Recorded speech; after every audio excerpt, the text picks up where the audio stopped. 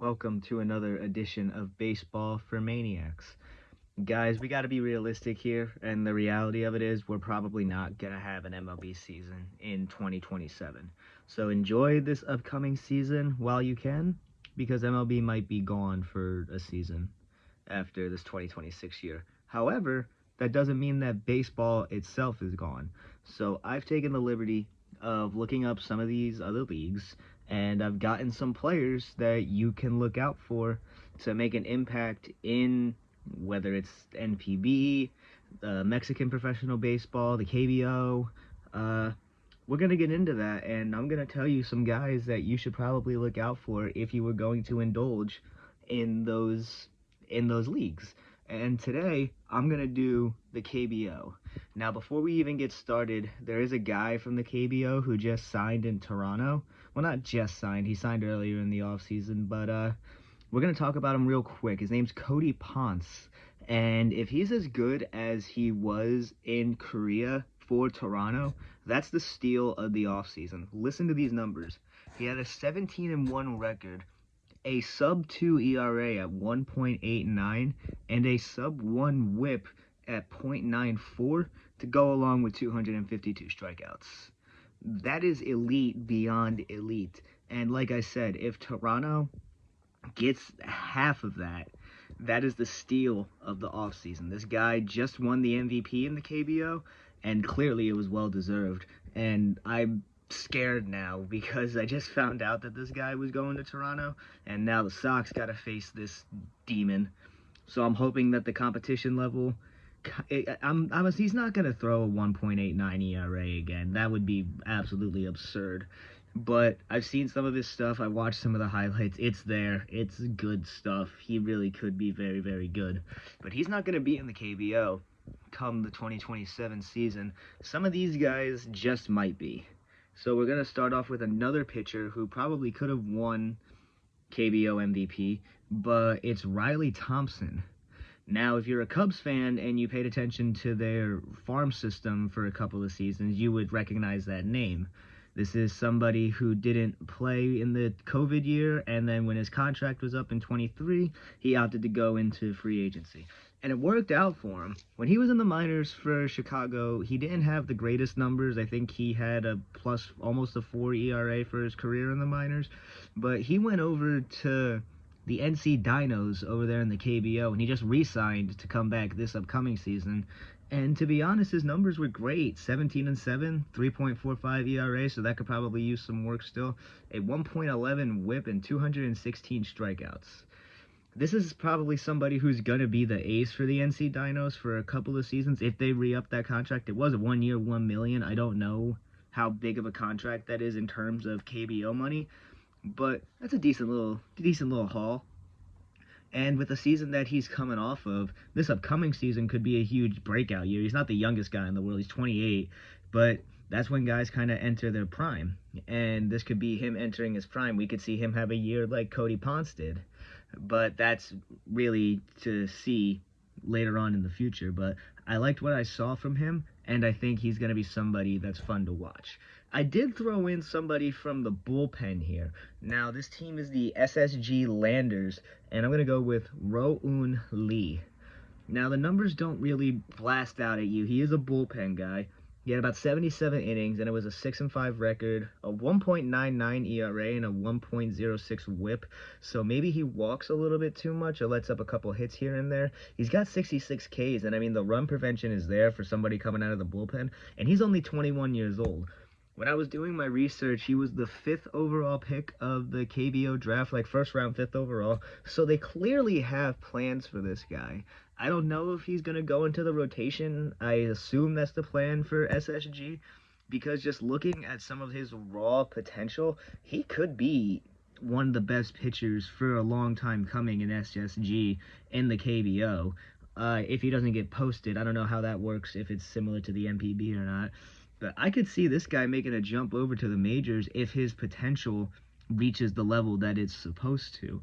He's not necessarily the flashiest in the world, but again, it works. These guys, these Asian baseball players, they are loaded with fundamentals. They are taught fundamentals from the womb, pretty much. And his pitching fundamentals, his everything about him seems really, really clean. It's just about getting him to reach his full potential. And based on, I don't even want to call it a sample size. It was 77 innings.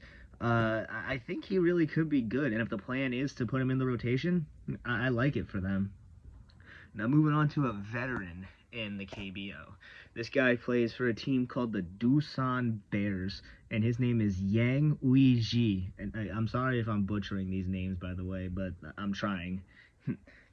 But his 2025 was pretty video game-esque, honestly. These next couple of guys here are pretty video game-esque, and they're all going back for the next couple of seasons. So let's go over Yang Uiji real quick.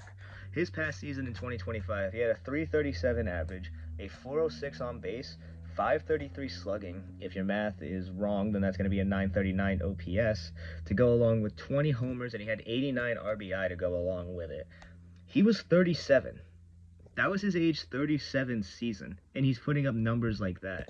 And this isn't like a flash in the pan type season. If you go back and look at his numbers, this guy's been hitting 300 pretty much his entire career. He's been with the Bears for a long time. There was a stint where I guess you could compare it to when LeBron left Cleveland and then went back. He was with Doosan for a while. They didn't renew his contract. He went and played somewhere else in the KBO, was still absolutely elite, and then he ended up going back to Doosan, and I guess that's where he's going to finish out his career. Now, again, he's going into his age 38 season, so I don't know how much is left in the tank for him. He is a catcher, so that's going to be something to look out for, and this might be somebody that you might not get to see when the lockout happens. So maybe I would honestly start watching him now, because this is greatness, and this is somebody that's going to really go under the wire for a lot of baseball fans, because American baseball fans really only watch the MLB. So we don't really get to hear about guys like Yang Weiji being an absolute legend in the KBO in his age 37 season. And going into his age 38 season, the expectations for him are just as high. 337 isn't even his career high in batting average. He had a 350 for a season once. So it's really not out of the question that he could repeat the 330 average. And I'm kind of excited to turn on some Doosan Bears and watch Yang Weiji take some at-bats. The exact same way I'm excited to turn on the KT Wiz and watch An Hyun Min take some at-bats. Now, this is a young phenom here in the KBO. He's 22 years old. And these numbers, again, they seem like they come from MLB The Show. A 334 average, 448 on base, 570 slugging. That's a 1018 OPS. 22 home runs to go along with 80 RBI. This guy had 72 walks to 70 strikeouts. And did I mention that he's only 22 years old? Because if I didn't, he's only 22 years old. This is somebody who could be posted in the next couple of seasons, really.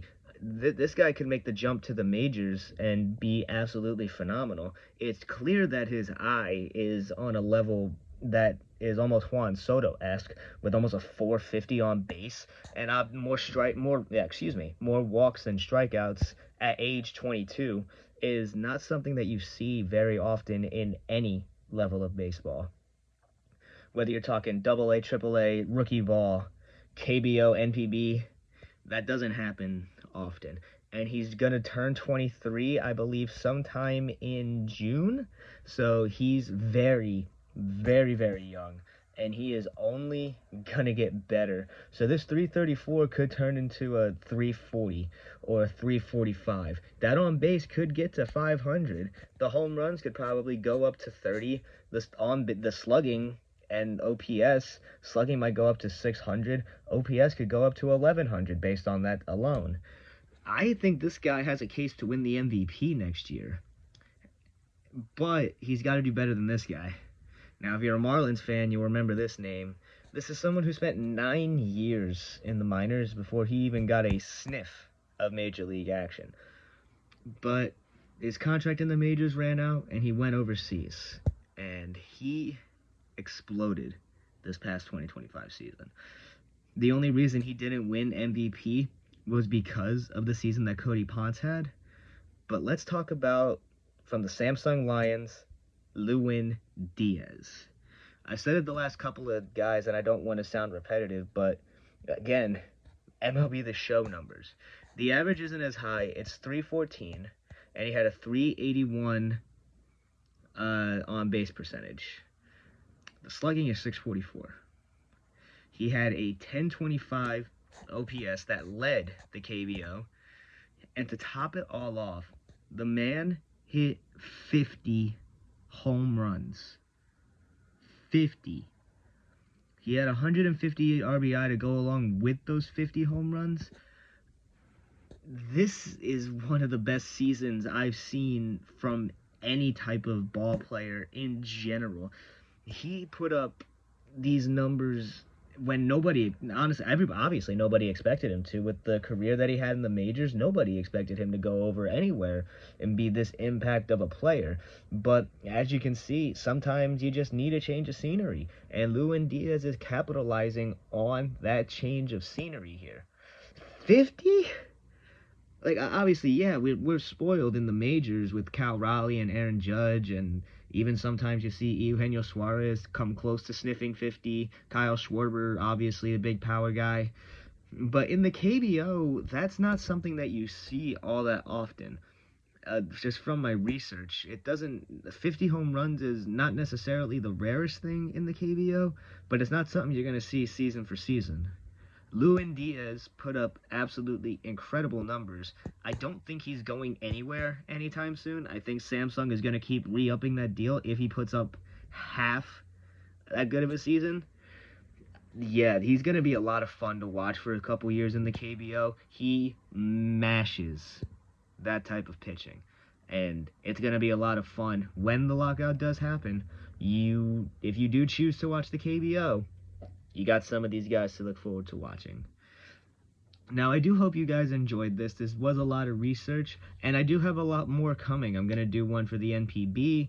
I'm going to do some research in the Mexican leagues. I'm going to look severely international, and I'm going to find what I can find for you guys so that you guys aren't baseball starved. So, yeah, leave a like if you guys enjoyed this video. Drop a comment. Let me know if you already watched the KBO and there's somebody that I missed. Let me know if you're excited for one of these guys just based off of the things that I told you. Subscribe if you haven't already, and I will catch you guys in the next one.